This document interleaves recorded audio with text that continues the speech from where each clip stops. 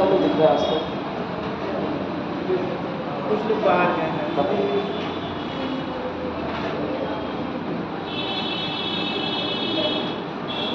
आप लोगों ने प्रॉस्पेक्टस देखा होगा, देखा ना? ये प्रॉस्पेक्टस जो कल आपने डिस्ट्रीब्यूट किया, इसमें भारतीय संविधान राज्य व्यवस्था कितने मार्क्स की चेक किया था आप लोगों ने?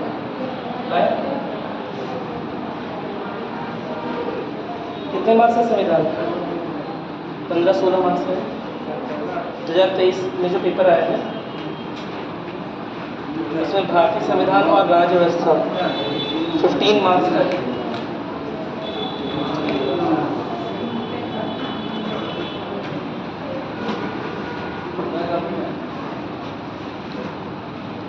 देखिए कोई मार्क्स फिक्स नहीं होते हैं, आपको पता ही है पहले से। मार्क्स जो हैं वो सब्जेक्ट वाइज फिक्स नहीं होते हैं, लगभग क्या अप्रॉक्सीमेटली राज्य व्यवस्था जो आपकी इंडियन पॉलिटी है ये 20 से 20 मार्क के आसपास की रहती है। कभी कभी इससे कम होती है, कभी इससे ज़्यादा भी आती है, 20 से 22 भी आती है, कभी कभी 17-15 भी रह जाएगी। ठीक है, एक बार केवल 8 में क्वेश्चन आएंगे।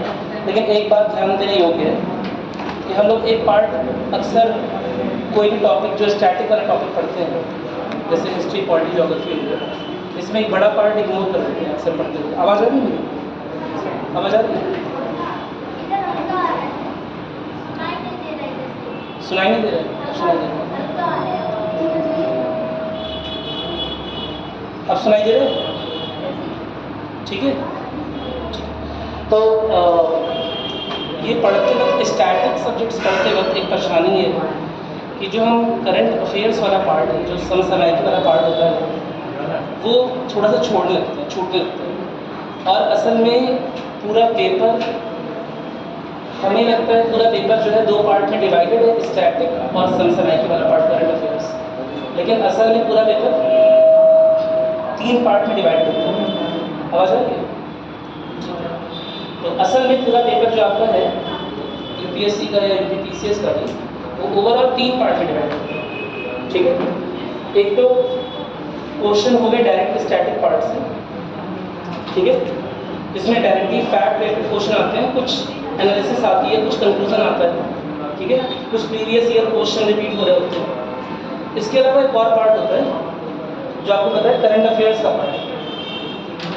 ठीक है,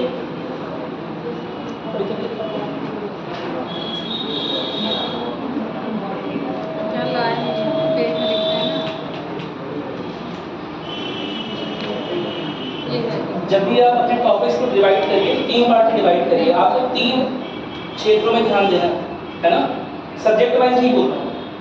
टॉपिक्स जैसे आप डिवाइड करेंगे तो आप 3 पार्ट्स कवर करेंगे, तभी आपका यूपीएससी या यूपीपीसीएस का पेपर है। ठीक है, पहला तो पार्ट जिसका आप ध्यान दे रहे हैं वो है स्टैटिक पार्ट। ठीक है,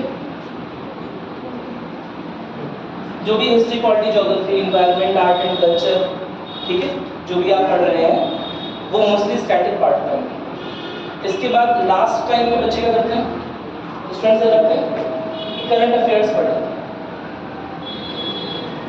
करंट अफेयर्स या करंट इश्यूज में पढ़ते वक्त, समसामयिक की घटना पढ़ते वक्त ध्यान इस बात का रखना है कि केवल 1 लाइनर नहीं पढ़ना, क्योंकि आप वनडे एग्जाम की तैयारी नहीं कर रहे। ठीक है, तो मार्केट में बहुत सारी किताबें हैं, लेकिन वो वनडे एग्जाम के नज़रिए से लिखी गई हैं, और इसीलिए आप 1 लाइनर पढ़ के संतुष्ट हो जाते हैं कि हमने इतने सारे फैक्ट्स याद कर लिए और उससे हमारा काम चल जाएगा। उससे आपका काम एकदम नहीं चलेगा। क्या मेरी बात सुने? जब भी यूपीएससी या यूपीपीसीएस करंट अफेयर्स पर फोकस कर रहा होता है तो उसका मेजर मुद्दा ये होता है कि फैक्ट्स पता हो चाहे ना पता हो, लेकिन मुद्दे पता हो कि मेन मुद्दा क्या चल रहा है, मुख्य मुद्दे क्या है, इश्यूज पता हो। क्या मेरी बात समझ आ रही है?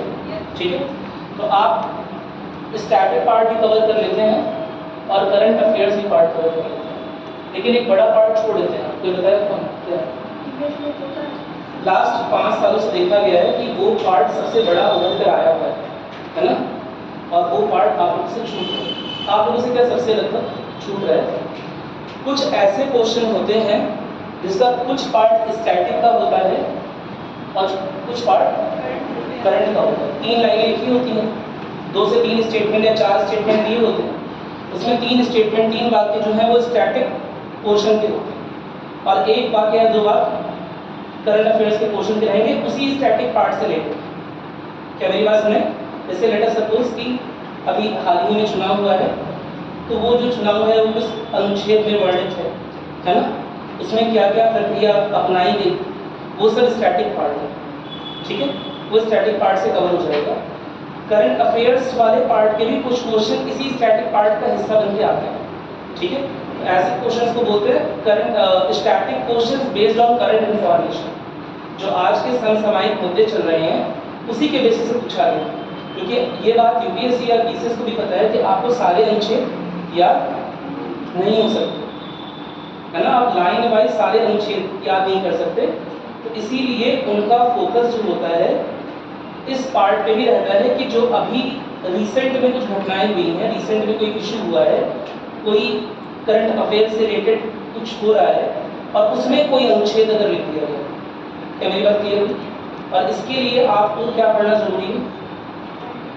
केवल करंट अफेयर्स नहीं, करंट अफेयर्स तो आप लास्ट में पढ़ते ही हैं एग्जाम के 1.5 महीने पहले, है ना, तरह तरह की किताबें आती हैं, घटना चक्र वगैरह वो सब, दृष्टि और पता नहीं क्या विशेषांक, है ना, वो सब पढ़ के कवर करें, लेकिन ये पार्ट छूट जाता है, ठीक है। और लगातार स्पेशली यूपीएससी में बता रहा हूँ, लगातार इसका वेटेज बढ़ रहा है। जैसे अगर लास्ट ईयर की बात करें तो लगभग 30 से 40% क्वेश्चन स्टैटिक के हैं, लगभग 25 to 30% question directly current affairs, 25% around है, और जो रिमेनिंग पार्ट है ना दोनों का मिक्स करके आ रहा है। क्या मेरी बात समझ में? अगर ये 40 और ये 30 70 जोड़ लें तो लगभग 30% to 40% क्वेश्चन ऐसे आ रहे हैं एग्जाम में, प्रीलिम्स में भी आ रहे हैं, ऐसा नहीं कि मेंस में, ठीक है, जो ऐसे क्वेश्चन हैं जो है तो स्टैटिक, जो तो है स्टैटिक क्वेश्चन के, लेकिन पूछे इसलिए जा रहे हैं क्योंकि उस तरह का कोई मुद्दा अभी हाल ही में न्यूज़ में था। क्या मेरी बात समझ आ गई? कोई दिक्कत तो नहीं है ना? तो आप जो भी कॉपी बनाइए, इसीलिए मैंने शुरुआत में बोला था, आप जो भी कॉपी बनाइए हमेशा जो भी नोट्स बनाइए उसे इस तरह से 70-30 में डिवाइड कर दीजिए, या तो हॉरिजॉन्टल या तो वर्टिकल, कुछ पार्ट इधर छोड़ते चलिए, ताकि अगर वो प्रावधान या वो चीज़ें जो आप अभी पढ़ रही हैं, ज्योग्राफी या हिस्ट्री या पॉलिटी की वो चीज़ें जो आप अभी पढ़ रही हैं और उसके बाद भी कुछ चीज़ें अगर आपको न्यूज़पेपर में दिख रही हैं जो कि आपने स्टैटिक पार्ट में कवर नहीं की हैं, तो उसे वहाँ साइड में नोट करते चलिए, तब आपके पास प्रॉपर नोट्स हो जाएंगे, जिससे आप ये वाले क्वेश्चन भी कवर कर सकते हैं। क्या मेरी बात समझ आ गई? कोई समस्या तो नहीं है? असल में परेशानी यही होती है कि हम ये वाला पार्ट काफ़ी छोड़ के जा रहे होते हैं। हमने पढ़ाई ही की 70%, 40 + 30, 70%। क्या मेरी बात सुने? जब पढ़ाई 70% ही कर रहे हैं तो उसमें से कुछ आगे है ना कर पाएंगे, 35-40% तक कर पाएंगे, 50% 60% कर पाएंगे, तो हमारे एग्ज़ाम में जो नंबर है वो अपने आप कम हो जाएगा, क्योंकि वो पार्ट हम छोड़ के जा रहे हैं, ठीक है। तो जितनी भी चीज़ें आप पढ़िए अगर वो करंट अफेयर्स की न्यूज़ से रिलेटेड है तो उसे रिलेट ज़रूर करिए और कृपया करके उसे नोट ज़रूर करिए इन साइड, ये बहुत बहुत ज़रूरी है। क्या मेरी बात समझ आ गई? आप लोग प्रीवियस ईयर पेपर देखें कि नहीं देखें? लास्ट ईयर का पेपर अभी नहीं देखे हैं, ठीक है, मैं कोशिश करूँगा कि आपको प्रोवाइड लास्ट ईयर का पेपर देखिए और उसमें देखिए कि जो स्टैटिक क्वेश्चंस हैं वो भी कहीं ना कहीं उनमें अगर 2 स्टेटमेंट लिखे हैं स्टैटिक पार्ट के, तो एक स्टेटमेंट लिख दिया है डायनेमिक, यानी कि इस वाले पार्ट का करंट पार्ट। क्या मेरी बात सुने? तो अगर आपको करंट वाला पार्ट नहीं पता रहेगा तो वो पढ़ना वेस्ट हो जाएगा, सब बेकार हो जाएगा, स्टैटिक नॉलेज वेस्ट हो जाएगा। क्या मेरी बात सुने आ रही? और मैंने पहले भी बोला कि उन लोगों को किसकी तलाश है, यूपीएससी किसे तलाश कर रहा है? जिससे ज़्यादा पॉलिटी आती है, हिस्ट्री आती है, ज्योग्राफी आती है, किसकी तलाश है? सबसे योग्य सिविल सेवा अधिकारी बनना चाहते हैं, किसकी तलाश कर रहे हैं? क्या बनना है आपको? हाँ, रिक्वायरमेंट तो समझिए, है ना। आपसे आप कितना भी पढ़ लेंगे आपसे बहुत योग्य Indian polity, Indian history, Indian culture को जानने वाले लोग पहले से ही उनकी सेवा में हैं, तो क्यों करवा रहे हैं इस तरह, क्यों पढ़ रहे हैं? ताकि आप जनरल चीज़ें जानें, जो सामान्य चीज़ें हैं जो एक अधिकारी के रूप में आपको जाननी चाहिए वो जानिए। और जनरल में सबसे इम्पॉर्टेंट होता है करंट अफेयर्स का। क्या मेरी बात सुने? कि जो अभी समसामयिक की जो घटना चल रही है आसपास, ठीक है, उसके बारे में और उससे स्टैटिक पार्ट हमारा कैसे लिंक होता है, उसे छोड़ के काम मत करिएगा। न्यूज़पेपर पढ़ना स्टार्ट कर दिया आप लोगों ने? न्यूज़पेपर पढ़ना स्टार्ट कर दीजिए, है ना? बहुत ज़रूरी है। रोज़ सुबह 15, 20, 25 मिनट की एक कोई संपादकीय वाली जो न्यूज़ होती है वो ज़रूर पढ़िएगा। क्या मेरी बात सुन रही? अगर आपको डायरेक्ट अवेलेबल नहीं हो पा रहा है तो बहुत सारे प्लेटफॉर्म है ना, वहाँ आपको बड़े आराम से संपादकीय न्यूज़, बहुत सारे ऐप्स हैं जहाँ पर यूपीएससी और पीसीएस के लिए संपादकीय वाले आर्टिकल्स अलग अलग न्यूज़पेपर से काट छाट के लगाए जाते हैं। क्या मेरी बात समझ आ रही है? आप उनका उपयोग करिए, लेकिन उसे पढ़ना ज़रूर शुरू करिए। ये नहीं सोचिए कि जब सब खत्म हो जाएगा, जब सारे ऐप हम पढ़ या सब चीज़ें हमें आ जाएगी तब हम पढ़ना स्टार्ट करेंगे। क्या मेरी बात क्लियर है? ये ऐसा एग्ज़ाम है जिसमें सब जैसा कुछ होता नहीं है। जो यूपीएससी टॉपर है वो भी कितना नंबर पाया? कट ऑफ देखा पिछली बार का कितना है? फ्रेंड्स का कट ऑफ 2023 कट ऑफ कितना है? 75। 200 में 75 point something general cut off है, नॉट इवन 50%। मेरी बात सुन रहे हैं?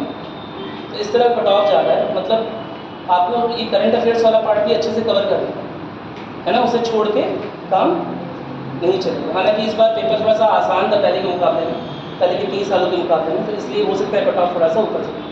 ठीक है, चलिए आप लोग पुराना पेपर भी देखिए और ये सब देखना स्टार्ट कर दीजिए। न्यूज़ पेपर बिना देखे काम नहीं चलेगा।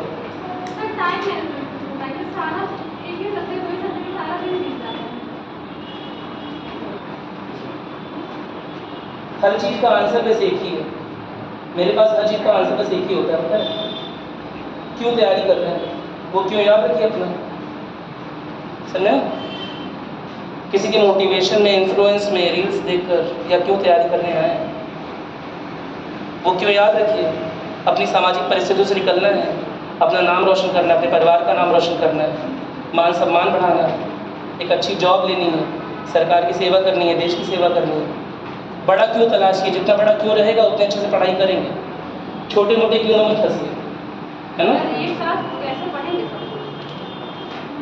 सब पढ़ रहे हैं ना?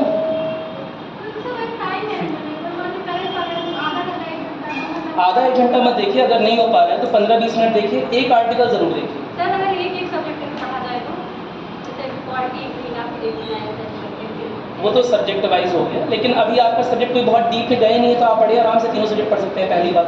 दूसरी बात, 15-15 मिनट आप आर्टिकल के लिए दे सकते हैं। आप जो सबके पास, अच्छा ये बताइए, सबके पास 24 ही घंटे हैं ना? जो यूपीएससी टॉप करेगा अगले साल, क्या उसके पास 25 घंटे दे दिए भगवान? क्या 2025 का टॉपर इस समय धरती पर अवतरित नहीं हुआ है? अवतार ले चुका है, अवतार ले चुका है ना? कि नहीं लिया है? ले चुका है अवतार की बात हमें पता है, हमारे बीच में हो सकता है। क्या मेरी बात सुन रहे हैं? तो अवतार भी ले चुका है और उसके पास भी वही रिसोर्सेस है, वही संसाधन है। 24 ही घंटे भगवान ने हमें 2 संसाधन दिए, मेरी बात सुनिए, एक ऊर्जा और दूसरा समय। तो अपने संसाधनों का सही इस्तेमाल करिए, आपके पास भी उतनी ही संसाधन है। आवाज़ ठीक तो नहीं रही मेरी? आवाज़ आ रही है आपको? ठीक है। जहाँ तक टाइम मैनेजमेंट की बात है, टाइम मैनेजमेंट आप लोग खुद से करिए, लेकिन 15 मिनट ज़रूर निकालिए एक आर्टिकल के लिए। अदरवाइज जब ये सब चीज़ें कंप्लीट हो जाएंगी तो आपको मुश्किल होगी रिलेट करने। ठीक है, साथ ही साथ पढ़िए। ऐसा नहीं होता, ये एग्ज़ाम ऐसा नहीं कि आप कुछ कंप्लीट कर लेंगे। अरे यूपीएससी टीचर्स का नहीं कंप्लीट हुआ। मैंने आपको एक चीज़ बताई आप लोगों को कि जब हर बार प्रीलिम्स का पेपर होता है तो जो देश की सबसे बड़ी संस्थाएँ हैं, प्रतिष्ठित संस्थाएँ, नाम सुना होगा आप लोगों ने, विज़न, बाजीराम, दृष्टि, सुना है नाम, फ्रंटलाइन। ठीक है, ये प्रीलिम्स की इनकी एक खराब टेंडेंसी थी कि प्रीलिम्स के तुरंत बाद ये 2 घंटे बाद पेपर सॉल्व करके उसका आंसर अपने यूट्यूब चैनल पे डाल देते थे। पिछले 4 सालों में ऐसा हुआ कि इनके जो क्वेश्चंस हैं, जो टीचर्स, जो शिक्षक किताब खोलकर गूगल की हेल्प से बाहर बैठकर भी पेपर कर रहे हैं, वो भी 70-80%, 85% ही क्वेश्चन सही कर पा रहे हैं। बाकी 15 क्वेश्चन यूपीएससी का जो आंसर है उससे कोचिंग्स का भी मैच नहीं हो रहा है। सब देश के सबसे प्रतिष्ठित संस्थानों की बात कर रहा हूँ जिनके कॉन्सेप्ट सबसे ज़्यादा क्लियर होने चाहिए। मेरी बात सुन रहे हैं? नहीं बात सुन रहे? मोबाइल अवेलेबल है उन्हें, गूगल भी अवेलेबल है। मेरी बात सुन रहे हैं? ये स्पेशली यूपीएससी एक ऐसा एग्ज़ाम है, आप मोबाइल लेके अंदर जाएंगे तब भी कुछ नहीं पता। मैं सच बता रहा हूँ, क्योंकि वो क्वेश्चन रिपीट होते ही नहीं है। 40-50% क्वेश्चन ऐसे आ रहे हैं, फैक्ट वाले क्वेश्चन कर लोगे, लॉजिक कहाँ से लगाओगे? मेरी बात सुन रहे हैं? लॉजिक नहीं लगा पाओगे। और ये जीएस में लॉजिक का अप्रोच मांगता है, समझते हैं ना? तर्क लगाना है, थोड़ा सा तर्क, आपके पास जो नॉलेज है उसका उपयोग करके तर्क लगाना है। क्योंकि ऑफकोर्स हमें पता है कि आपको सारी नॉलेज जो है, सारी किताबें आपको याद नहीं हो सकती, लेकिन जितना पढ़ा है उसके आधार पर तर्क अप्लाई करिए। इसका एग्ज़ाम है, मैं दोबारा बोल रहा हूँ, नॉलेज का एग्ज़ाम नहीं है, हमेशा याद रखिए, ठीक है?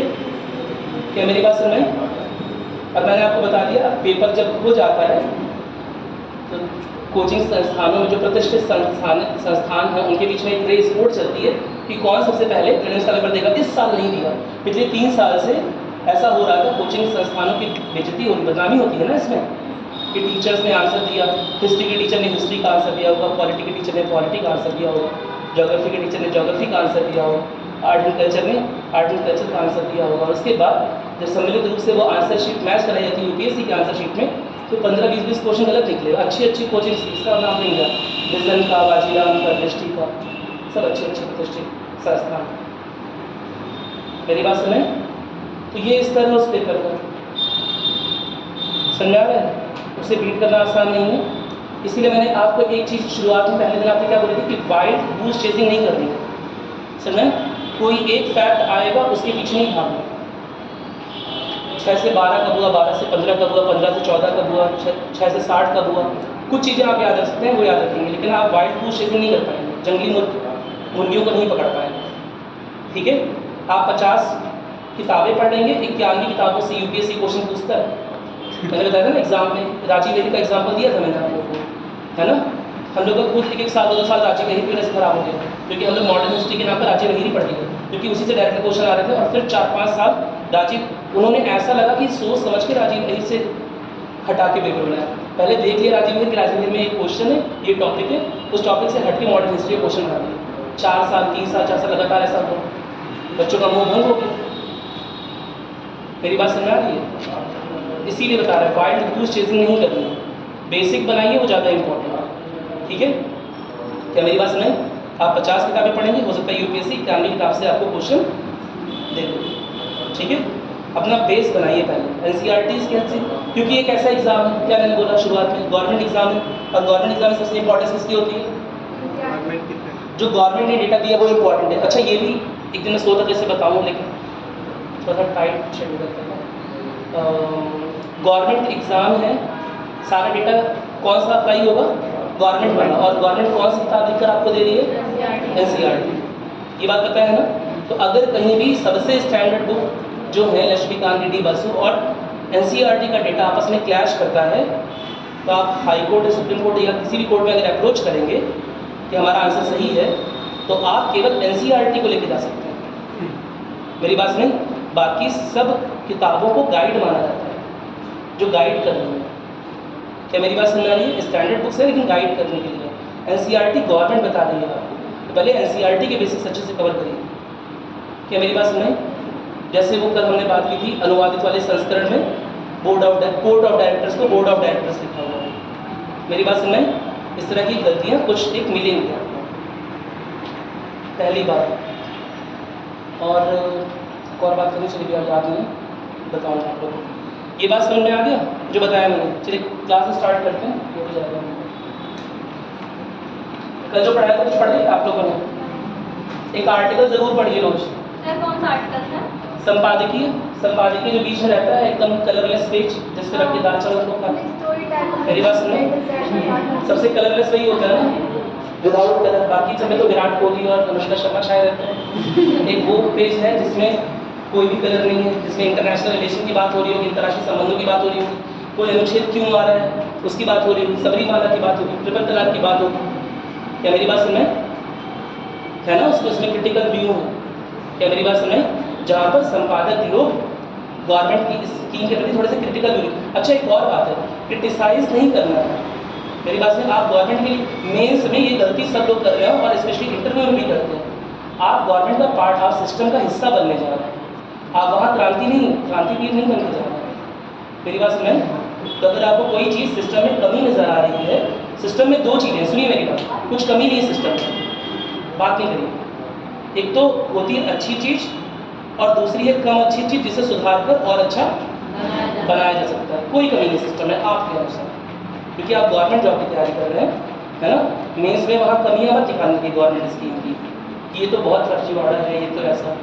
जैसे अभी एक सिंपल सा एग्जाम्पल था, ये मैंने बात बोल दी, अगर आपसे पूछता कि डीमोनेटाइजेशन एक चीज हुई थी, सुना होगा आपने, विमुद्रीकरण, है ना। डीमोनेटाइजेशन विमुद्रीकरण हुआ था ना अभी 2016, ठीक है। अच्छा था या बुरा था? अच्छा वो है उसमें अच्छा भी था लेकिन उसका कुछ रिजल्ट नहीं आया बाद में, तो इसलिए बुरा हो गया। तो बुरा नहीं बोलेंगे, इंटरव्यूज में बुरा नहीं बोलेंगे, या कहीं भी पूछ रहे बुरा। अच्छा था लेकिन और बेहतर, उसकी ये जो कमियां थी अगर ये दूर कर दी जाती तो शायद और अच्छे से इम्प्लीमेंट किया जा सकता। क्या मेरी बात सुने? आपको कमियों को पॉइंट आउट करना है, लेकिन पॉजिटिव माइंडसेट के साथ, पॉजिटिव आदमी चाहिए। ये नहीं, क्योंकि आपको इम्प्लीमेंट करानी है, आप जिस पद पर जा रहे हैं वहाँ पर योजनाओं का इम्प्लीमेंटेशन आपके हाथ में होगा। तो अगर आप खुद ही स्कीम्स और योजनाओं के खिलाफ हो जाएंगे, सिस्टम के साथ हमेशा क्रांति बगावत कर देंगे, तो ऐसे मुश्किल होगा। चलिए, आपने शाह फैसल का नाम सुना होगा शायद। शाह फैसल का नाम सुना? 2009 के जम्मू कश्मीर के टॉपर यूपीएससी। क्या था कितना नाम? शाह फैसल नहीं सुना? चलिए ठीक है, इसके बारे में कभी और बात करेंगे, पहले हम अपने कोर्स को देखेंगे, ठीक है। चलिए, ओपन करिए। हमने कल इस बारे में बात की थी सर, भारतीय परिषद अधिनियम 1909। ठीक है, भारतीय परिषद अधिनियम की हम बात कर रहे हैं। इंडियन काउंसिल एक्ट 1861 हो गया था पूरा, 1892 चल रहा था। सर 19 अच्छा 1909 चला, तो 1909 वाला चल रहा था। उसमें हमने कुछ बात की थी, मॉडले मिंटो के बारे में बात कर ली थी शायद। मॉडले मिंटो के बारे में क्या बात की थी कि मॉडले कौन थे? मॉडले थे, वहाँ के भारत सचिव थे। मॉडले सचिव थे, और मिंटो कौन थे? लॉर्ड मिंटो, वो यहाँ के वाइसराय। वाइसराय। ठीक है, क्या उन्हें वाइसराय बोलना ज़्यादा सही है या वाइसराय एंड गवर्नर जनरल बोलना सही है? Viceroy and governor general. चलिए,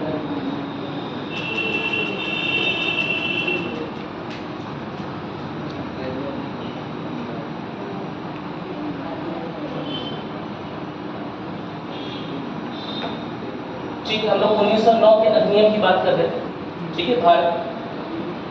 भारत परिषद अधिनियम के बारे में बात करते करते हमने मॉडले मिंटो को देखा था। हमने आपको बताया था कि केंद्रीय जो सीएलसी है, जो केंद्रीय विधान परिषद है, उसमें भी जो गैर आधिकारिक सदस्य हैं उनकी संख्या बढ़ाई जा रही है, और प्रोविंशियल लेजिस्लेटिव काउंसिल यानी कि प्रांतीय विधान परिषदें जो हैं उसमें भी संख्या बढ़ाई जा रही है। ध्यान ये देना है कि केवल संख्या नहीं बढ़ाई जा रही है, और भी क्या किया जा रहा है? कुछ शक्तियाँ भी बढ़ाई जा रही हैं, है ना। कुछ डेलिबरेटिव पावर दी जा रही हैं, यानी कि विमर्शकारी शक्तियाँ दी जा रही हैं। इसका मतलब ये हो गया कि अब जो केंद्र में बजट आएगा और जो राज्य में भी प्रोविंशियल स्तर पे बजट आएगा ना, राज्य बोलना सही नहीं, प्रांत में बजट आएगा। मेरी बात सुने, जो प्रांतीय बजट होंगे, जो राज्य और जो केंद्र के बजट होंगे, अब उन पर ये गैर आधिकारिक जो सदस्य हैं वो चर्चा कर सकेंगे, विमर्श कर सकेंगे। मेरी बात सुने, हालांकि इनकी कोई भी चर्चा गवर्नर जनरल यानी कि वाइसराय के लिए बाध्य नहीं होगी, एग्जीक्यूटिव काउंसिल के लिए कोई भी चर्चा बाध्य नहीं होगी, लेकिन फिर भी ये चर्चा कर सकेंगे। मैंने जाते थे आप लोग एक चीज़ बताई थी कि अधिकार दिए जा रहे हैं धीरे धीरे। मेरी बात सुनाई, अधिकार दिए जा रहे हैं, इसमें कोई खुशी की बात नहीं है, ठीक है। वो अधिकार पहले से ही आपके थे, तो अधिकार दिए जा रहे हैं। उसी श्रृंखला में क्या होता है कि पहले तो क्वेश्चन उठाने का अधिकार मिला बजट पे, और उसके बाद 1909 में उसी अधिकार का विस्तारीकरण किया जा रहा है, उसी अधिकार को और विस्तृत किया जा रहा है। और क्या किया जा रहा है कि अब सप्लीमेंट्री क्वेश्चंस। मेरी बात सुन, अब पहली बार सप्लीमेंट्री क्वेश्चन पूछ सकते हैं। अगर बजट सेशन हो रहा है और आपने एग्जीक्यूटिव काउंसिल के मेंबर से या जिसने बजट प्रस्तुत किया उससे अगर आपने एक प्रश्न पूछा, उसने उसका उत्तर दिया, तो आप अभी तक नहीं पूछ सकते थे, लेकिन अब 1909 के अधिनियम के बाद एक सप्लीमेंट्री क्वेश्चन और पूछ सकते हैं। क्या मेरी बात समझ आ गई? कोई दिक्कत तो नहीं है ना? उत्तर देने के लिए उन्हें बाध्य नहीं रहेगी। हाँ, उत्तर देने के लिए बाध्यता अभी नहीं। आप सप्लीमेंट्री क्वेश्चन पूछ तो सकते हैं, लेकिन अगेन या एग्जीक्यूटिव काउंसिल पर निर्भर करेगा कि आपके कौन से प्रश्न का उत्तर वो देते हैं। क्या मेरी बात समझ में? तो पहली बार विमर्शकारी, देखो जब हम क्वेश्चन आंसर करते हैं, तर्क वितर्क करते हैं, तो क्या होता है? ये पता चलता है कि विमर्श होता है ना, कुछ विचार विमर्श करके कुछ कंक्लूजन निकलता है। तो पहली बार बोला गया कि जो काउंसिल है, और काउंसिल में भी जो गैर आधिकारिक जो भारतीय सदस्य, क्या मेरी बात सुने, उनके पास विमर्शकारी शक्तियाँ, ठीक है। तो ना केवल संख्या में बढ़ोतरी हो रही है, साथ ही साथ शक्तियों का भी विस्तारीकरण हो रहा है। क्या मेरी बात समझ में? कोई दिक्कत तो नहीं है ना? इस बात को नोट करेंगे जल्दी से लिखिए। लिखिए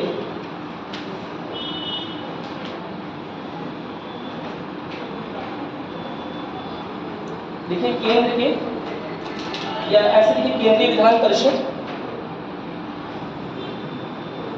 और प्रांतीय विधान परिषद। केंद्रीय विधान परिषद और प्रांतीय विधान परिषद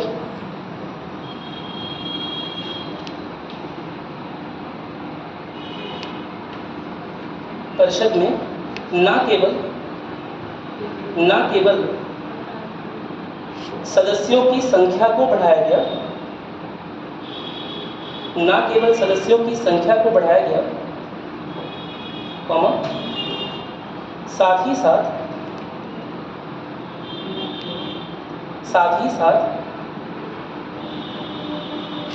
सदस्यों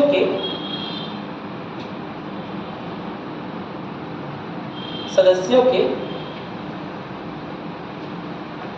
विमर्शकारी अधिकारों का विस्तारीकरण किया गया।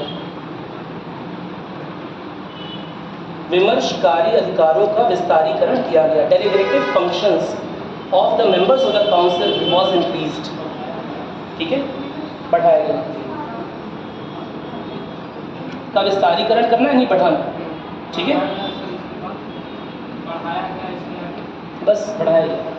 ठीक है, ना केवल सदस्यों की संख्या बढ़ाई जा रही है, बल्कि सदस्यों की विमर्शकारी जो शक्तियां हैं वो भी बढ़ा रहे हैं।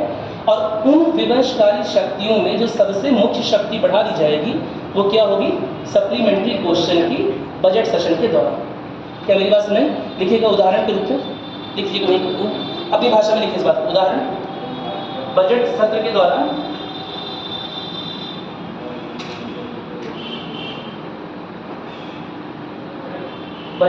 दौरान सप्लीमेंट्री क्वेश्चंस या सप्लीमेंट्री प्रश्न पूछने का अधिकार। सप्लीमेंट्री प्रश्न पूछने का अधिकार।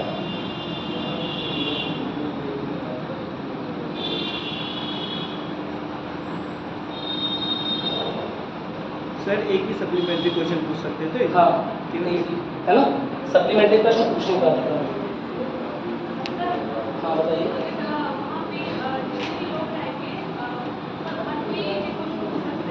क्या चीज़?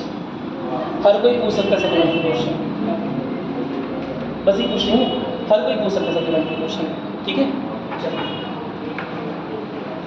लेकिन आप लोग सप्लीमेंट्री क्वेश्चन में पूछिए, है ना। अभी पहले आगे बढ़ने थोड़ा सा।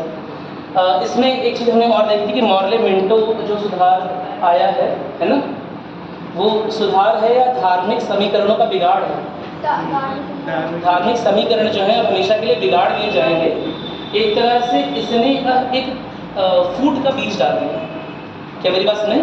इसने पहली बार एक फूट के बीज का रोपण कर दिया। अब दोबारा से हिंदू मुस्लिम एकता पहले की तरह नहीं हो पाएगी। क्या मेरी बात सुने?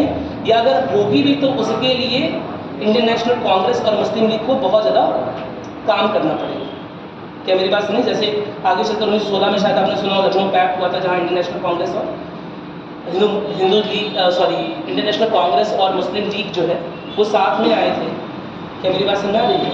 लेकिन उसके लिए काम करना पड़ेगा। अब बेसिक लेवल पे एक फूट पड़ चुकी है। क्या मेरी बात समझ? और इसी वजह से जो लॉर्ड मिंटो हैं उन्हें भारत में पृथक निर्वाचन क्षेत्रों का जनक कहते हैं।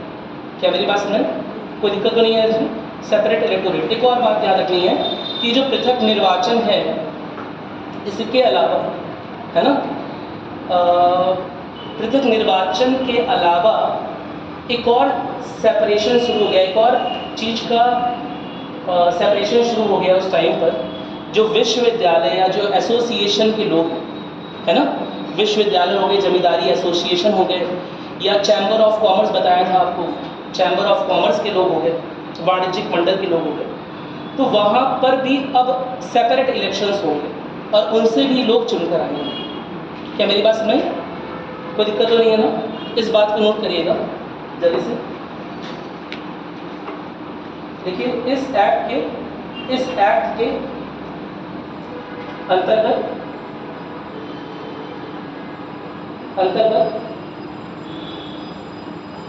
भारतीय मुसलमानों को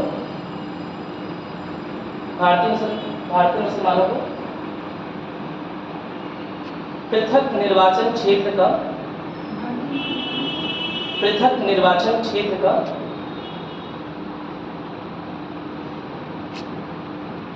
अधिकार दिया गया। पृथक निर्वाचन क्षेत्र का अधिकार दिया गया।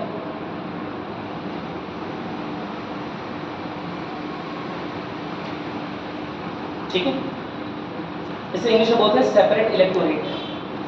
ठीक है, सेपरेट इलेक्टोरेट या कम्युनल इलेक्टोरेट बोलते हैं। इससे क्या होगा, इससे हमेशा के लिए सांप्रदायिकता बढ़ जाएगी। ठीक है, इस लाइन का आगे लिख लीजिएगा, जिससे आगे आने वाले वर्षों में भारत में सांप्रदायिक तनाव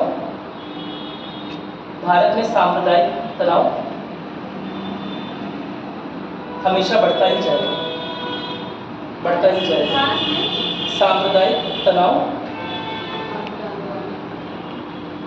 जिससे आगे आने वाले वर्षों में भारत में सांप्रदायिक तनाव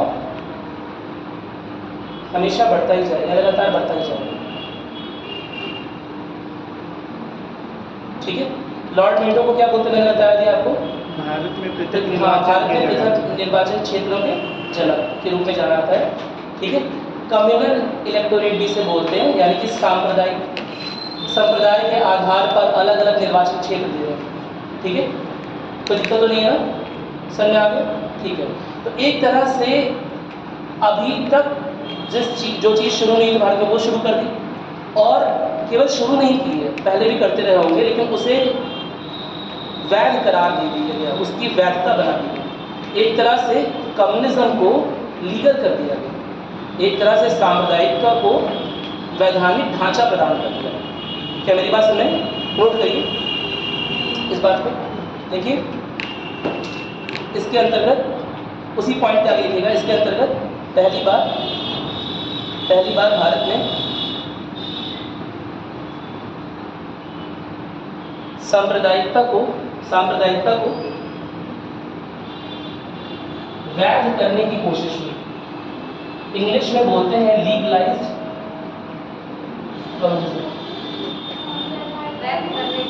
वैध कोशिश की थी, या वैधानिक ढांचा भी लिख सकते हैं, वैधानिक ढांचे में लाने की कोशिश की। Legalisation of communism.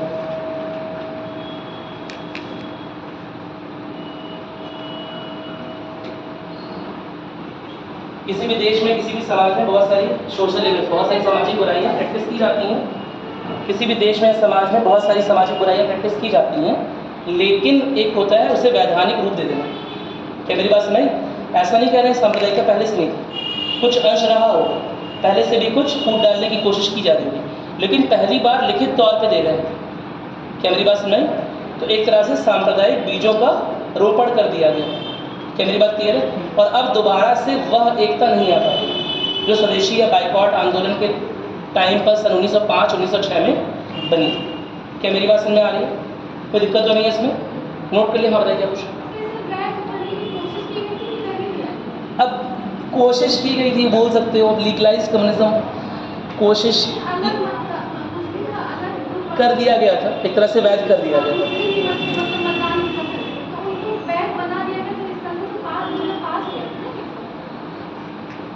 अब वो तो बोलेंगे ना कि हमने सांप्रदायिकता को वैध नहीं किया है, क्योंकि जहाँ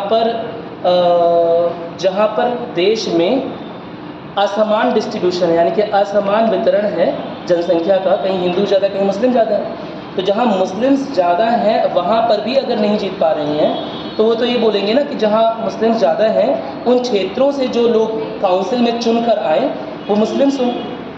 क्या मेरी बात सुनाई? तो इस तरह से वैधानिक ढांचा पहनाने की कोशिश की जा रही है। क्या मेरी बात सुनाई?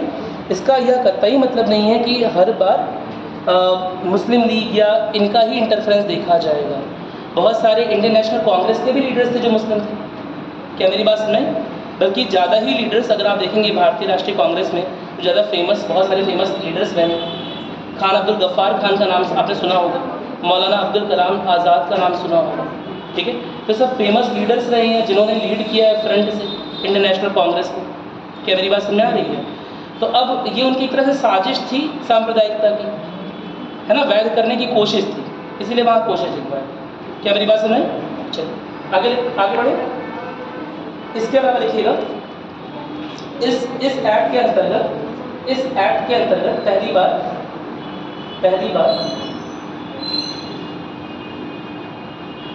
अब ये कंफ्यूजन होगा जो मैं दिखाना चाह रहा हूँ आपको। लिखिएगा इस एक्ट के अंतर्गत पहली बार वायसराय की कार्यकारी परिषद में भारतीयों को जगह दी गई। इस एक्ट के तहत पहली बार वायसराय के कार्यकारी परिषद में किस जगह दी गई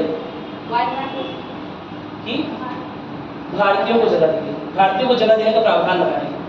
क्या मेरी बात क्लियर है? अब बोलोगे सर ये तो बहुत पहले से हम लोग कह रहे हैं गैर अधिकारी सदस्य भारतीय, है ना, ये कौन सी काउंसिल की बात है सर? वो गैर सरकारी थे, अब ये सरकारी हो गए। हाँ ये बात भी सही है। एक और बात है, ठीक है, पहले हम जब भी परिषद बोलेंगे ना तो बहुत सतर्क हो जाएंगे। जब भी हम काउंसिल बोलेंगे तो बहुत सतर्कता से चुनाव करेंगे कि हम कौन सी काउंसिल की बात कर रहे हैं, ठीक है। एक काउंसिल तो सेक्रेटरी ऑफ स्टेट के साथ ही आ रहा है। हाँ सर, वहाँ ब्रिटेन में जो बैठती थी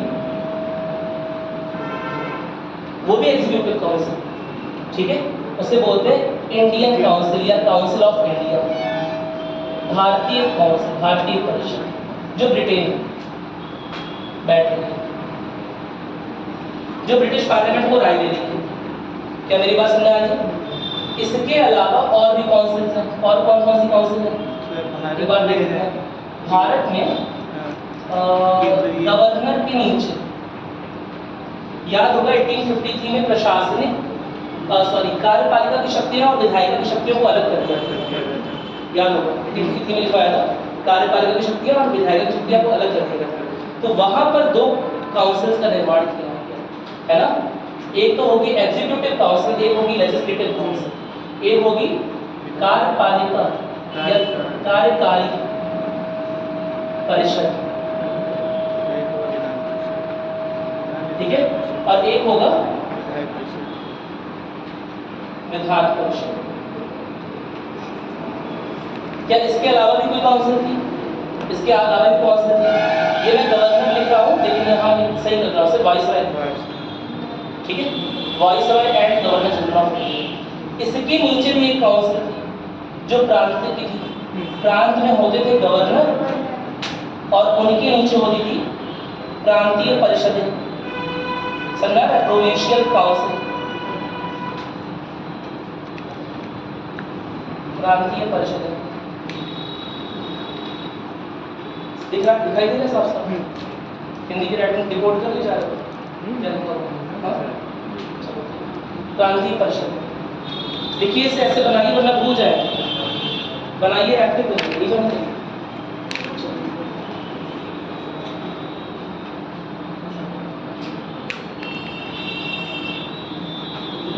अभी तक मैंने आपको क्या बताया था? विधान परिषद, हर जगह लिखा है विधान परिषद में भारतीयों की संख्या को बढ़ाया जा रहा है। मेरी बात सुनिए, अभी तो एग्जीक्यूटिव काउंसिल की बात ही नहीं की एक बार में, जो इम्प्लीमेंट कर रही है ये सब लॉज, ठीक है, जो इन सब लॉज जो विधान परिषद जो बनाता है उसे कार्य में लाने के लिए एक कार्यकारी काउंसिल, कार्यकारी परिषद। क्या मेरी बात सुनिए? और इसमें पहली बार भारतीयों की एंट्री होगी। क्या मेरी बात समझ आ गई? कोई दिक्कत तो नहीं है इसमें? इसे नोट किया? तो 1909 में जो एक्ट आया उससे कार्यकारी परिषद में पहले भारतीय की एंट्री होती है, जिनका क्या नाम है? सत्येंद्र प्रसाद सिन्हा, ठीक है। इन्हें एक कानूनी सदस्य के रूप में, कानूनी सलाहकार भी बोल सकते हैं, कानूनी सदस्य भी बोल सकते हैं, के रूप में लाया गया, ठीक है। तो इस तरह से वाइसराय की जो एग्जीक्यूटिव काउंसिल है, जो वाइसराय की कार्यकारी परिषद है, उसमें पहला भारतीय आया सत्येंद्र प्रसाद सिन्हा। क्या मेरी बात सुनी? सत्येंद्र प्रसाद सिन्हा, ठीक है।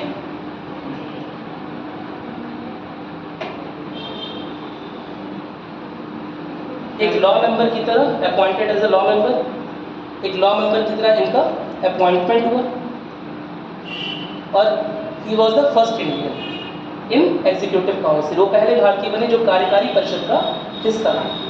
क्या मेरी बात समझ में आ रहा है कि चीज़ें आसान नहीं हैं, ठीक है, थोड़ा ध्यान से पढ़ना पड़ेगा। ये हमारा से एक सेकंड तो वो बनाएंगे ना, लेजिस्लेटिव कौन? 3 लोग बनाएंगे। लेजिस्लेटिव काउंसिल का हिस्सा वो जो बता रहे थे प्रांत के स्तर पर लेजिस्लेटिव काउंसिल का हिस्सा है। मेरी बात सुने, अभी तक एग्जीक्यूटिव काउंसिल में किसी को भी, किसी भारतीय को जगह नहीं मिली इस तरह की, ठीक। क्या मेरी बात क्लियर? कोई समस्या नहीं है इसमें, कितना लिख लिया? ठीक है, तो आगे बढ़ रहे हैं। अगला पॉइंट लिखिएगा।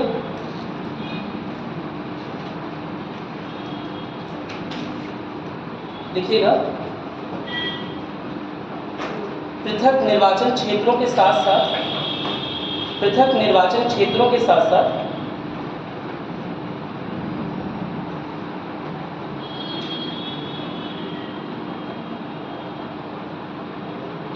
पृथक निर्वाचन क्षेत्रों के साथ साथ पृथक प्रतिनिधित्व, पृथक प्रतिनिधित्व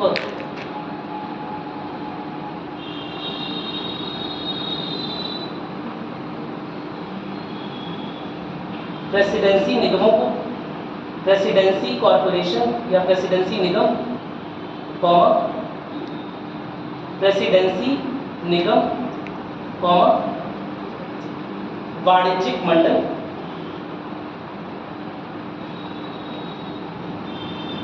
विश्वविद्यालयों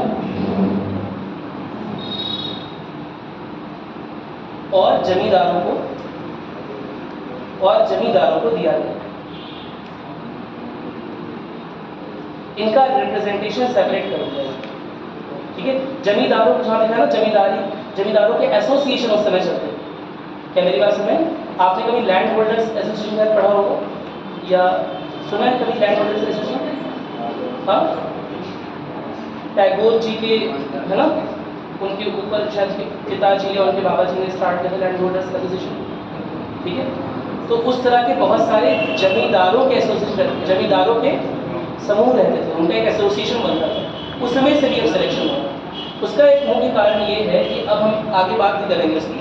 1919 में जो अधिकार दिए गए, फिर अब देखिए धीरे धीरे हम मूव कर रहे हैं। अभी तक नॉमिनेशन हो रहा है, अब धीरे धीरे इलेक्शन होंगे, निर्वाचन जो होंगे उसमें इलेक्शन पूरा आ जाएगा, इलेक्शन की प्रोसेस आ जाएगी, जैसे जो निर्वाचन प्रक्रिया होती है। लेकिन शुरुआत में जो निर्वाचन प्रक्रिया होगी उसमें भी लिमिटेड इनफ्रेंचाइजमेंट होगा, यानी कि सीमित ही लोग होंगे जो जिनके पास वोटिंग का अधिकार हो। बहुत सिंपल भाषा में, जिनके पास वोट करने का अधिकार होगा, ऐसे लोगों की संख्या बड़ी सीमित होगी। कौन कौन लोग होंगे? जिनके पास अपनी प्रॉपर्टी है, या फिर जो टैक्स भरते हैं। क्या मेरी बात क्लियर है? या एक पर्टिकुलर एजुकेशन को प्राप्त कर चुका है। तो इस तरह से उन्होंने बैरियर्स बनाए, है ना। शुरुआत में जब इलेक्शन स्टार्ट हुए 1919 में, पूरी तरह से निर्वाचन स्टार्ट होंगे, तो सबको एक तरह से यूनिवर्सल एडल्ट फ्रेंचाइजी, आपने कॉन्सेप्ट सुना होगा शायद, ठीक है, कि पूर्ण रूप से जितने भी एडल्ट हैं सबको एक तरह का वोटिंग राइट देना। क्या मेरी बात सुनाई?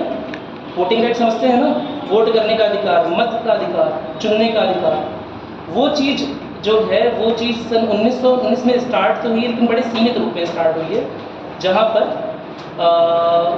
जो लैंड लॉर्ड्स रहेंगे, जिनके पास अपनी ज़मीनें हैं, या जो सरकार को टैक्स भर रहे हैं, या फिर एक पर्टिकुलर एजुकेशन प्राप्त कर चुके हैं। क्या मेरी बात समझ आ रही है? जो ब्रिटिश वेज में ट्रेन, उन लोगों को अधिकार मिलेगा निर्वाचन का, मत देने का। क्या मेरी बात समझ? मैं आपको क्या बता रहा हूँ कि धीरे धीरे अधिकार बढ़ाए जा रहे हैं, ठीक है। अभी तक प्रोसेस बोल रहे हैं निर्वाचन का, लेकिन असल में क्या हो रहा है? नॉमिनेशन, नामांकन ही हो रहा है। क्या मेरी बात क्लियर है?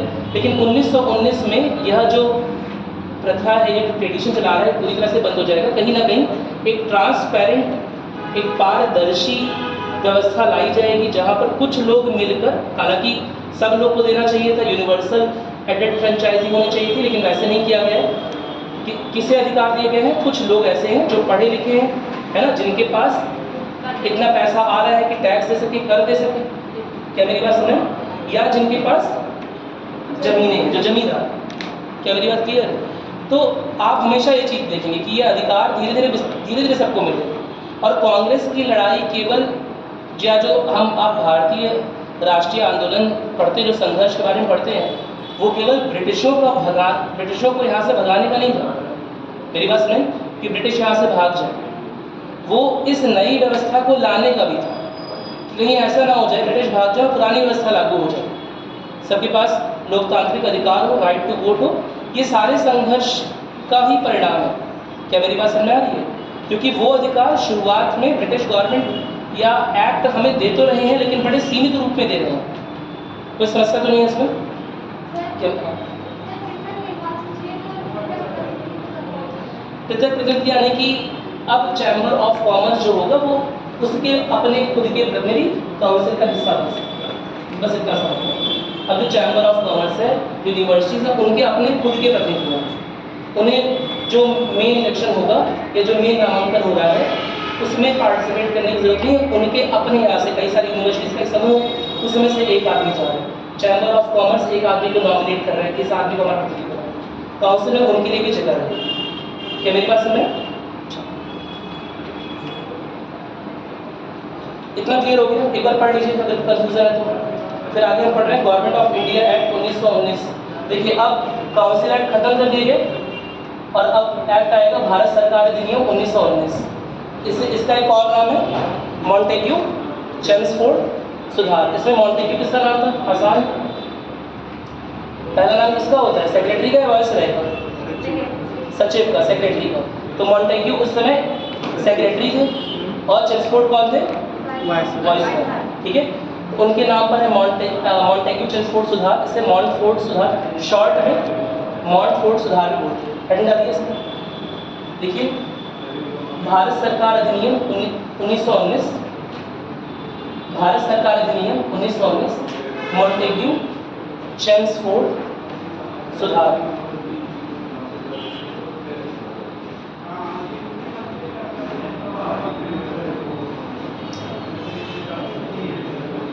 हम जब भी इस तरह के प्रावधानों की बात करेंगे तो थोड़ा सा उन गतिविधियों की, उन एक्टिविटीज़ की बात करेंगे जो उस दौरान में हो रही थी, क्योंकि आज के समय पर जो हो रहा होता है उसके तर्ज पे, उसकी वजह से आज के कानून बनते हैं।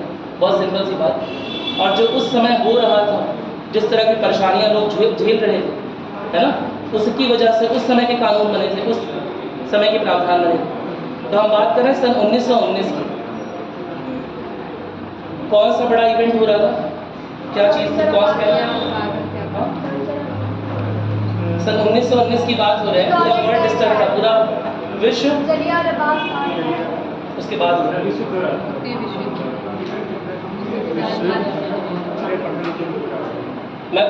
मेरा क्वेश्चन तो सुनिए। पूरा विश्व उसकी वजह से उधर उधर था, जलियांवाला बाग की वजह से। क्या पूरा विश्व उधर उधर था? हाँ, सन 1900। देखिए मैं एक बात बता देता हूँ, जितने भी प्रावधान बने हैं या जो हमारा संविधान ही क्यों नहीं बना है, उसमें बहुत ज़्यादा आपको फिंगरप्रिंट नज़र आएगा कि उस समय की सोसाइटी में, उस समय के समाज में किस तरह की चीज़ें चल रही हैं। क्या मेरी बात सुनाई? नहीं बात सुनाई? जैसे आप संविधान पढ़ते हैं, बहुत सारे मूल्यों के बारे में पढ़ते हैं, उसमें एक मूल्य अभी एक दिन डिस्कशन भी हुआ था, संप्रभुता। तो संप्रभुता अलग से क्यों लिखी गई है? क्योंकि उसके पहले संप्रभु राष्ट्र था क्या आपने डिसीजन खुद ले रहा था? आपने निर्णय खुद ले रहा था? नहीं ले रहा था भारत। क्या मेरी बात सुन नहीं? क्या उस समय लोकतांत्रिक व्यवस्था थी? नहीं थी। गणतांत्रिक व्यवस्था थी? नहीं थी। इसीलिए इन शब्दों पे जोर दिया गया, इन मूल्यों को स्पेशली दिखाया गया, रखा गया। क्या मेरी बात सुन नहीं? कुछ मूल्य पहले से भी थे संविधान में, कुछ संवैधानिक मूल्य पहले से भी थे। ठीक है, क्या जितने मूल्य प्रस्तावना में आपको दिखते हैं, क्या भारतीय संविधान में उतने ही मूल्य हैं? और भी हैं कि बस उतने ही हैं? बहुत से हैं। जैसे भाई एग्जाम्पल दीजिए मुझे, एक संवैधानिक मूल्य का पूरा क्लास मिलके आंसर दे जो प्रस्तावना में नहीं है लेकिन भारतीय संविधान का हिस्सा है।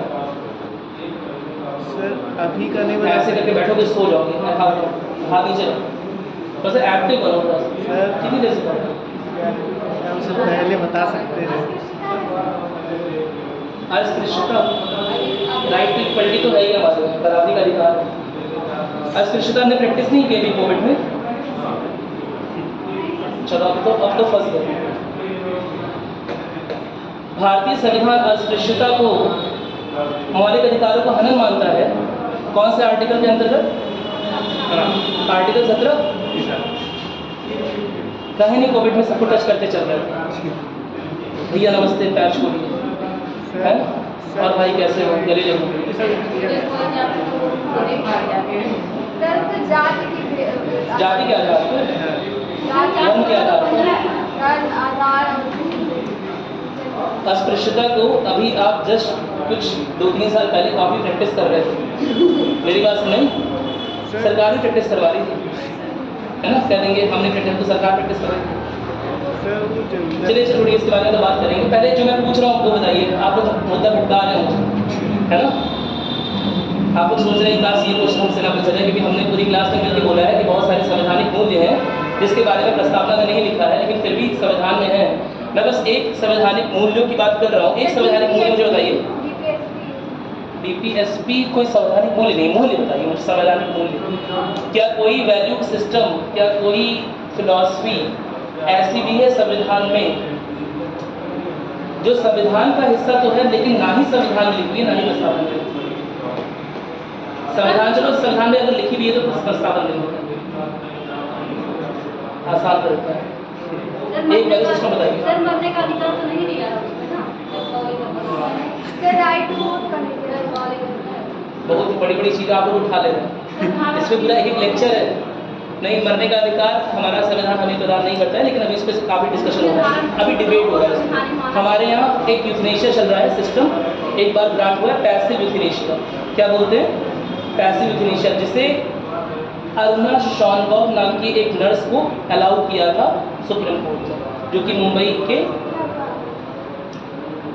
के एक फेमस हॉस्पिटल में एडमिट थी। अब मुझे याद नहीं है, 4-5 साल पहले की घटना है। पैसिव यूथनेशिया समझते हैं? पैसिव यूथनेशिया क्या होता है? एक होता है एक्टिव यूथनेशिया, किसी को इंजेक्शन लगा खत्म कर देना, उसकी जीवन लीला समाप्त कर देना। और पैसिव यूथनेशिया क्या होता है? उसे उसी के हाथ पे छोड़ देना, वो अपने आप मर जाएगा। कोमा में है ना, वेंटिलेटर पे चल रहा है, अपने आप वेंटिलेटर हटा दो। पैसिव यूथनेशिया है, एक्टिव यूथनेशिया है नहीं, लेकिन वो डिबेटेबल है। मेरी बात सुनें, एग्जैक्टली लिखा नहीं है कहीं पर, लेकिन डिबेटेबल है। और बताइए, मरने का अधिकार कोई ऐसे अधिकार नहीं? सर उसमें दिया नहीं गया लेकिन उसको माना गया। ये कोई मूल्य भी नहीं है, इसमें संवैधानिक मूल्यों की बात कर रहा हूँ।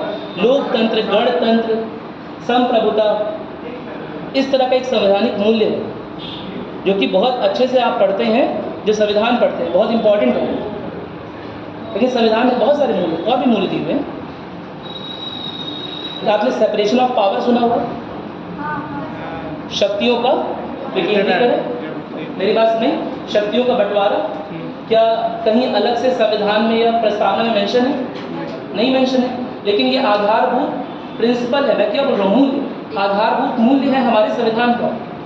इसी तरह क्या आपने जुडिशियल इंडिपेंडेंस का नाम सुना है? इंडिपेंडेंट जुडिशरी क्या होती है? इंडिपेंडेंट जुडिशरी, जहाँ पर न्यायपालिका के पास स्वतंत्र हो, हाँ, स्वतंत्र शक्तियाँ, स्वतंत्र न्यायिक शक्तियाँ, इंडिपेंडेंस जुडिशरी।